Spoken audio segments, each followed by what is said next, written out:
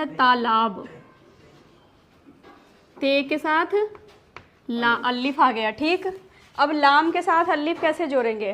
पेट के बीच में, पेट आधा लाम और अलिफ उसके बीच में। तालाब में, ऊपर जैसे ऊपर लिखा में ये सारे तो आसान ही होता है क्योंकि हम बार बार लिखते होते हैं ना। तालाब में कमल, क के लिए कौन सा आएगा? काफ आएगा, मीम आएगा और लाम आएगा। कमल का, काफ के साथ अलिफ को जोड़ेंगे तो शक्ल बदल जाएगी। तालाब में कमल का फूल, यहाँ पर कौन सा फ? दो चश्मी है वाला, फल फूल, इसमें यही आता है। फूल खिला है, कौन सा ख? दो चश्मी है वाला,